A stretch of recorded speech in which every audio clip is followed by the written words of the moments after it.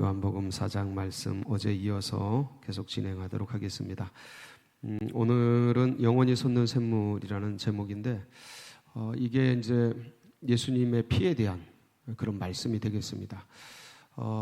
주님께서 우리들에게 여러 가지 계시를 하셨는데 그 계시의 내용들을 보면 사람들이 잊지 말라고 생활 속에서 우리가 가장 가까이 볼 수 있고 경험할 수 있는 삶 속에 있는 것들로 어떤 주님의 뜻을 이렇게 새겨놓은 일종의 계시죠.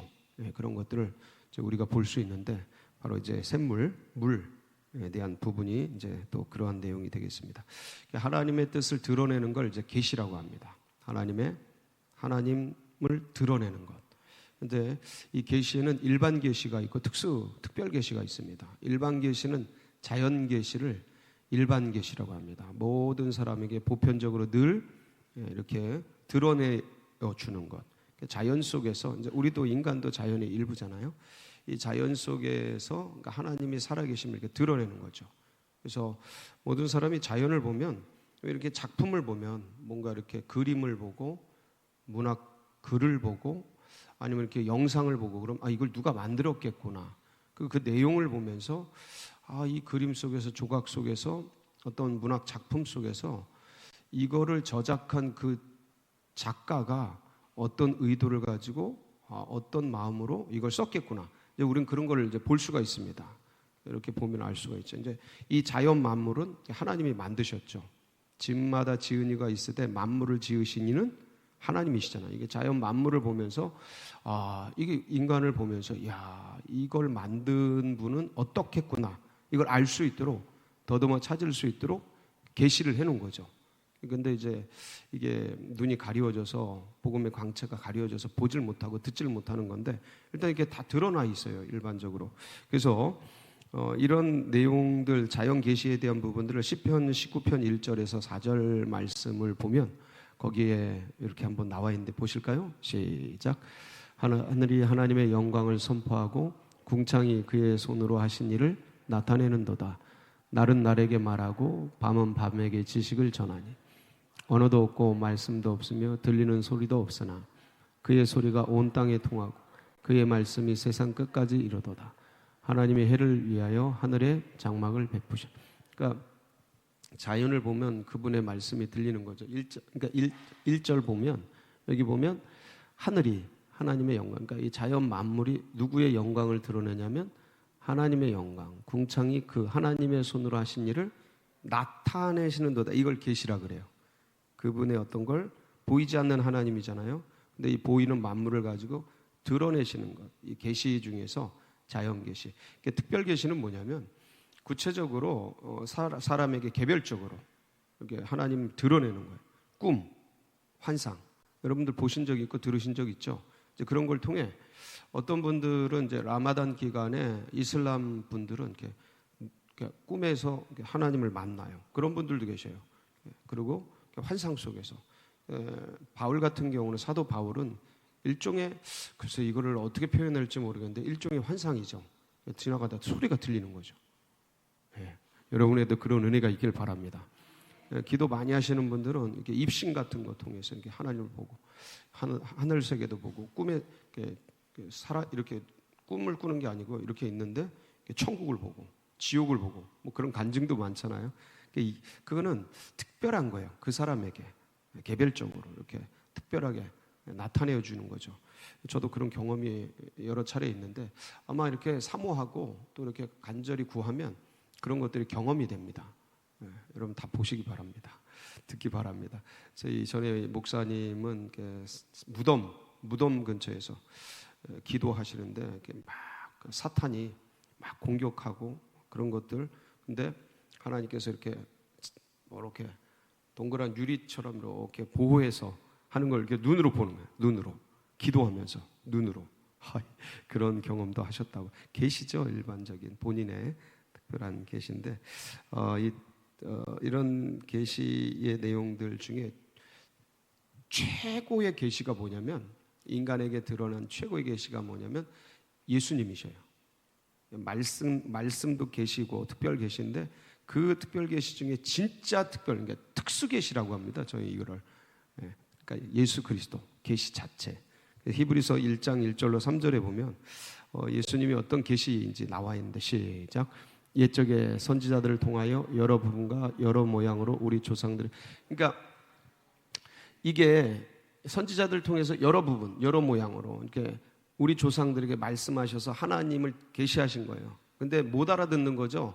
자연을 줘도 못 알아듣고, 성경을 통해 선지자들을 통해 말씀을 줘도 못 알아듣고, 그러니까 뭐가 나오냐면 이 모든 날 마지막에는 아들을 통하여 우리에게 말씀하셨으니 이 아들을 만유의 상속자로 세우시고 또 그로 말미암아 모든 세계를 지으셨느니라. 이는 하나님의 영광의 광채시요 그 본체의 형상이시라. 누가요?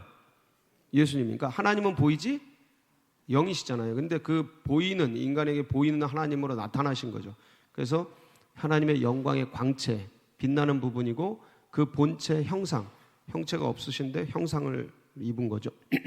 그의 능력의 말씀으로 만물을 붙드시며 죄를 정결하게 하는 일을 하시고 높은 곳에 계신 지극히 크신 이의 우편에 앉으셨느니라. 그렇게 이제 요한복음 1장 18절에도 같은 내용이 나오는데, 시작. 본래 하나님을 본 사람이 없으되 아버지 품속에 있는 독생하신 하나님이 나타내셨느니. 이게 시제가, 이게 뭐 형태, 능동태, 수동태 뭐 이런 그 어떤 문법의 문장의 형태가 있잖아요. 근데 나타났다도 아니고 나타내셨다예요. 이게 되게 독특한 수동태인데 능동태인 희한한 어법이죠. 이게 한글로 뭔가 문장을, 헬라어 문장을 표현하는데 한계가 있어서 이런 어법이 나오는데, 본래 하나님을 본 사람이 없죠. 하나님이 영이시니까. 근데 아버지 품 속에 있는 독생은, 아버지 품이 어디 있어요? 형상이 없는데. 그러니까 이 본체의 형상을 나타내는데 그게 누구셔요? 예수 그리스도. 이게 그래서 특수 계시라고 그래요. 특수 계시. 계시 자체. 이걸 좀 하여간, 근데 이 예수 그리스도께서 이제 이 땅에 나타나셔서 하나님에 대해서 말을 해도 이제 하나님 자신이 나타났는데, 내가 하나님이다. 나를 본 자는 아버지를 보았느니라. 하나님 아버지를, 나와 아버지는 하나이다. 이거를 얘기를 아무리 해도 인간들이 못 믿는 거예요. 환장하겠는 거야. 내가 최봉수야. 야, 내가 최봉수라고 안 믿어. 그러니까 예수님이 죽음으로 증거를 하지. 죽음으로. 내가 진짜 하나님의 아들이다 하고 죽어버리신 거거든요. 왜냐하면 마지막에 사람들이 말을 하다 안 믿으면 사람들이 뭐예요? 유서 써놓고 죽음으로 말을 하잖아요. 그러니까 주님께서 말씀을 해놓고 이 말씀을 안 믿으니까 죽음으로 얘기를 하시는데, 어찌됐든 간에 이제 그 예수님께서 십자가를 통해 역사 속에 내가 하나님의 아들이신 걸 증언하실 뿐만 아니라 여러 가지 이제 예수님이 하나님의 아들이심을 계시하시는 여러 방식 중에 역사 계시, 문화 계시, 생활 계시가 있는데, 제가 생각하는 정말 좋은 게 이 생활 계시예요. 생활 계시. 주님 먹고 마시는 이런 걸 가지고 성만찬을 통해서 이 6월절 저녁 식사를 가지고 주님이 이걸 성만찬으로 바꾸시면서 이게 내 몸이고 내 피다 이렇게 하잖아요. 그러니까 이 떡이 내 몸이다, 이 살이 내 피다. 그러니까 떡과 포도주는 이스라엘의 일반 음식이에요. 매일매일 먹는. 그러니까 그걸 보면서 뭘 생각하라는 거예요? 예수님의 살과 피. 그러니까 살과 피를 생각하라 이게 아니고 누굴 생각하라는 거예요? 본질적으로 예수 그리스도죠. 그분이 왜 십자가에 돌아가셨는가, 그걸 생각하면서 그게 나를 위한 사랑인 것을 잊지 밥 속에다 새겨놓은 거예요. 우리말로 하면 밥하고 반찬에다. 예. 그러니까 이게 굉장한 생활 계시잖아요. 이게 정결 예식, 유대인들의 정결 예식이 있잖아요. 물을 떠서 먼지가 일어나니까 그 슬리퍼 신고 다니잖아요. 쪼리. 그걸 신고 다니니까 그때 아스팔트 시멘트가 있었던 것도 아니고 이 광야를 쪼리 신고 다니니까 먼지가 많이 앉잖아요. 그렇죠? 그리고 이제 먼지가 풀풀 날리니까 이게 몸에 묻고 막. 그러니까 이제 어디든 가면 물 항아리가 있어서 거기다가 손님으로 가면 뭐 게스트로 가면 손을 씻고 발을 씻는 그러한 것이 있어. 그렇게 하지 않고는 음식을 안 먹어요. 왜냐면 먼지가 투성인데 건강에도 안 좋고 위생에도 안 좋고. 그러니까 이거를 씻는 게 문화적으로 그렇게 돼 있었어요. 이스라엘은 풍습적으로, 습관적으로. 코로나 이후에 우리들 이제 이게 습관이 붙었잖아요. 손 씻고 뭐 하는 거.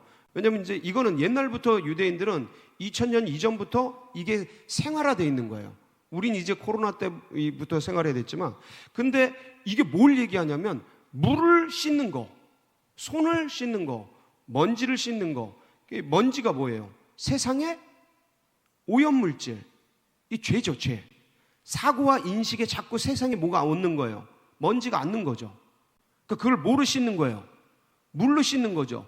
이 물이 옛날 구약에는 뭐예요? 동물 피, 죄를 씻는 거란 말이에요. 제사를 드림으로써 동물 피로. 근데 그건 그림자죠.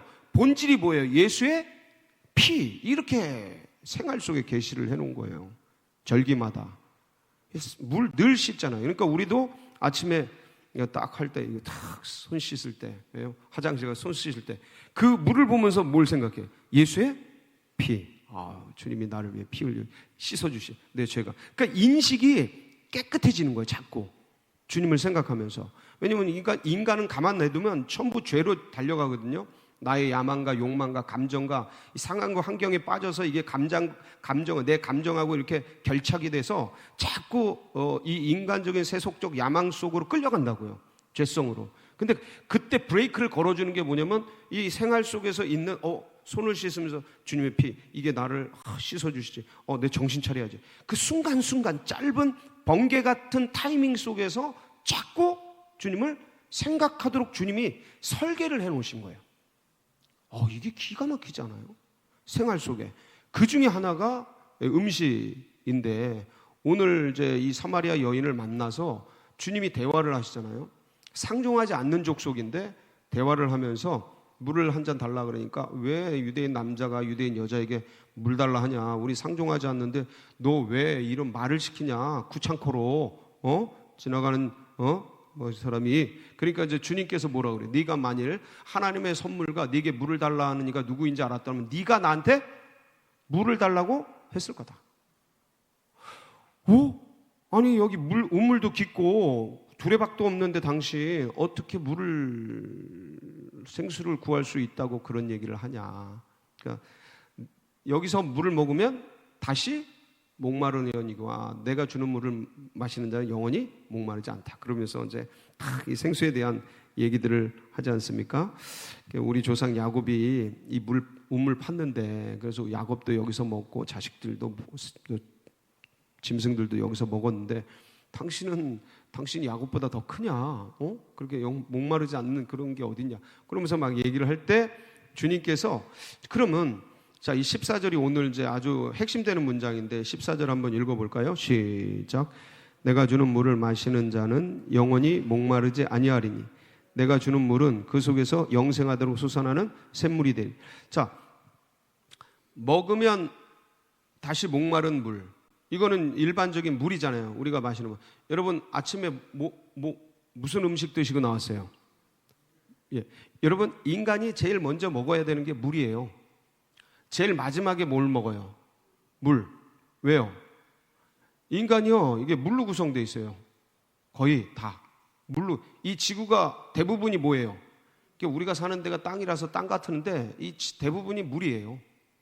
지구가 물이에요. 지구가 70% 이상이 물이고 인간이 70% 이상이 물이에요. 지구와 인간은 뭐 하나다. 그래서 그런 얘기가 나오는데, 이게 인간이 물로 돼 있어요. 다 짜면 물로 돼 있는데, 이 물로 된 인간이 자꾸 이렇게 말라요. 몸이 마르고 호흡할 때도 마르고 자꾸 말라. 그러니까 뭘 공급해 줘야 돼? 물을 공급해 주지 않으면, 여러분 음식은 뭐 얼마든지 안 먹고서 꽤 오래 살 수 있는데 물은 안 먹으면 죽어요. 그러니까 인간에게 제일 좋은 게 뭐예요? 물이에요, 물. 그 중에서 오염 안 된 미네랄이 가득한 생수. 이게 진짜 좋은 거예요. 그러니까 아침에 일어나서 가능하면 따뜻한 물 한 잔. 따뜻한 게 좋아요. 뜨거운 거 말고 따뜻한 거. 미지근한 것도 좋고. 차가운 거, 나이 들으시면서 차가운 거 드시지 마세요. 몸에 안 좋아요. 몸을 경직시켜요. 그러니까 미지근하든지 좀 따뜻하든지 물 한 잔 먹으면 이게 쫙 풀어진다고, 장기들이, 오장육부가 쫙 풀어져요. 그 기분 좋죠. 네. 저도 아침에 일어나서 항상 물 먹습니다. 오늘 아침에도 물 먹었고. 그러니까 이 물 왜 그러냐? 물로, 그 저녁에 뭐 틀어놓고 자요? 가습기 틀죠. 왜? 몸이 자꾸 말라. 그러니까 이게 틀어놔야 돼. 가습기 틀어놓고, 또 물 마시네요. 센스 있어요. 이렇게 물 마시고, 이게 자꾸 먹어야 돼. 왜 물로 구성되어 있으니까, 몸뚱이가. 예? 근데 보세요. 뭐로 계시를 하시나? 이게 기가 막힌 포인트예요. 인간이 물로 되어 있고 물 없이는 살 수 없는데 물 들어온 여자에게 뭐로 계시하시는 거예요? 물로 계시하는 거예요. 너 이 물 먹으면 다시 목마르지? 내가 주는 물 먹으면 다시 목마르지? 아니, 그러니까 혹하지. 그 물 내게 주셔서 내가 다시는 물 들어오지 않게 좀 해주세요. 사람들 손가락질하고 보기도 싫은데, 이 동네 사람들 뒤에서 얼마나 수근거리는지, 나는 또 물 들어오기도 쉽지 않은데, 이거 갈 데가 없어서 물을 공급하고 물 얻을 데가 여기밖에 없어서 여기 오는데, 그런 물 있으면 저에게 주세요. 그러면 지금 예수님이 말씀하시는 물은 무슨 물이에요? 그러니까 생수, 지금 물 뜨는 운물의 물이지만 주님이 말씀하시는 물은 무슨 물이에요? 그러니까 예수님의 피. 자, 그럼 예수님의 피는 뭘 얘기하는 거예요? 십자가죠. 십자가 위에서 흘리는. 그러니까 예수님의 십자가는 그럼 누굴 얘기하는 거예요? 예수님 자신이지, 자신. 이 자신을 얘기하는 거예요. 그래서 요한복음 7장 37절에서 39절에 보면, 같이 한번 시작. 명절 끝날 곧 큰 날에 예수께서 외쳐 이르시되 누구든지 목마르거든 내게로 와서, 누구에게로 오라고요?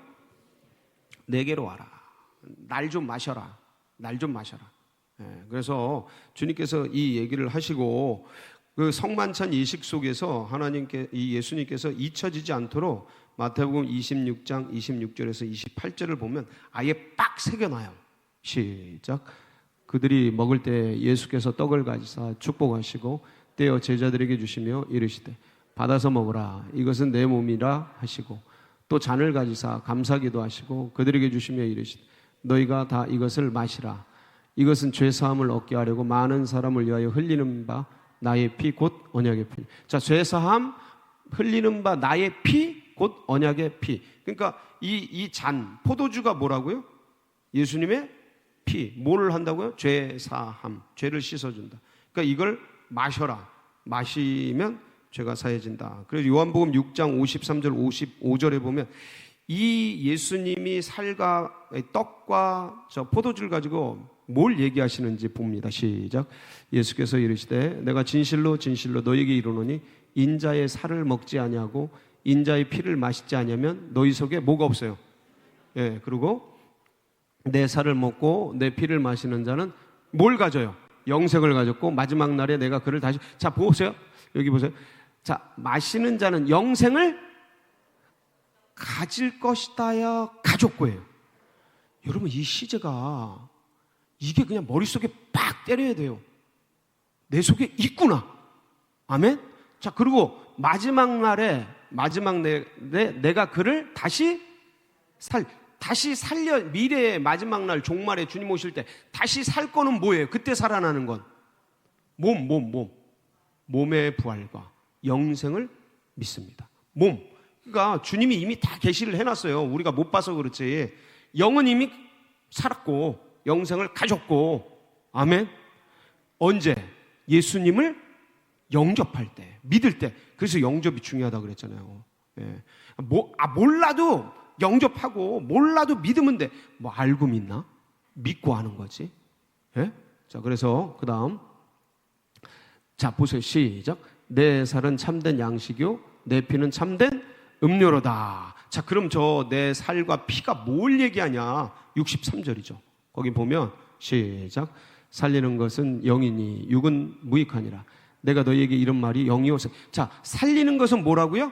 영이라는 거야. 영이 살리는데, 그럼 그 영이 뭐냐, 이게 영은 보이지 않잖아요.